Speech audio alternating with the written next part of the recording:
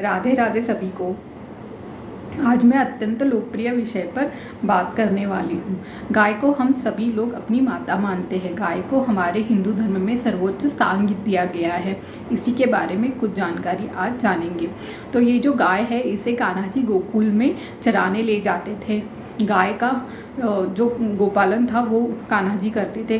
कान्हा जी को माखन का भोग लगता है। गोपियाँ जो माखन निकालती थी वो कान्हा जी चुराते थे। ऐसी अत्यंत लोकप्रिय कथाएं हमने बचपन से ही सुनी है, कितनी बार तो सुनी है। तो ऐसी ये जो गाय है वो हमारे जीवन का एक महत्वपूर्ण हिस्सा होती है।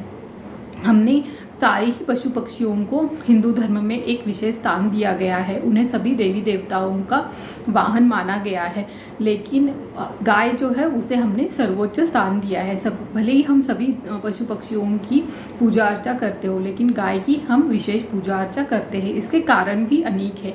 गाय को धर्म से जोड़ा गया है। गाय इतनी मूल्यवान है और प्राचीन काल में भारत की अर्थव्यवस्था गाय पर ही निर्भर रहती थी।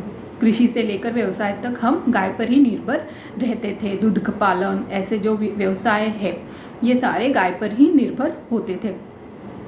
तो ऐसी जो गाय है ये हमारे लिए बहुत ही ज़्यादा मूल्यवान होती है।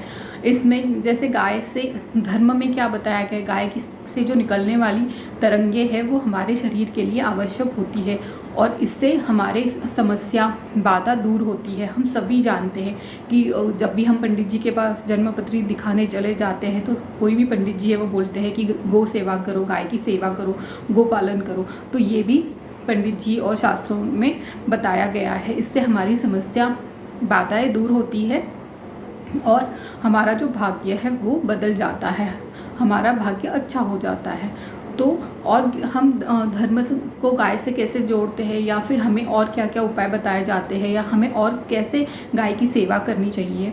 तो हमें जैसे गाय को नहलाना चाहिए, स्नान कराना चाहिए, गाय की पूजा अर्चा करनी चाहिए, गाय को गुड़ खिलाना चाहिए, रोटी खिलानी चाहिए, आटा खिलाना चाहिए। जो भी जिस ग्रह के भी आपको बाधा हो उसके अनुसार आपको पंडित जी जो भी खिलाना होता है वो बताते थे। गुड़ भी खिलाया जाता है।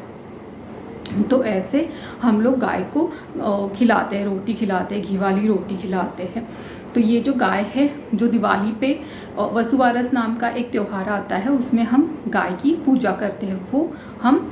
वो जो दिन है वो एक विशेष दिन होता है और उस दिन पे एक विशेष गाय की पूजा की जाती है और गाय का जो आशीर्वाद है वो बहुत ज़्यादा अच्छा हमारे लिए माना गया है। गाय का जो गोमूत्र होता है उससे हम घर का शुद्धिकरण कर सकते हैं। इससे अगर हम स्नान करते हैं उस जल में कुछ बूंदे डाल के स्नान करें तो हमें त्वचा रोग नहीं होगा। तो ऐसे बहुत सारे फ़ायदे जो है ये गोमूत्र के फ़ायदे भी बताए गए हैं। गाय का हमें कभी भी अनादर नहीं करना चाहिए। गाय को हमें हमेशा से ही सम्मान देना चाहिए, नहीं तो हमारे वंश वृद्धि में भी बाधाएं आ सकती है। ऐसे हमें बताया जाता है, या हमने पंडित जो हमारे होते, पुरोहित होते, संत महात्मा होते, उनसे हमने सुना हुआ है।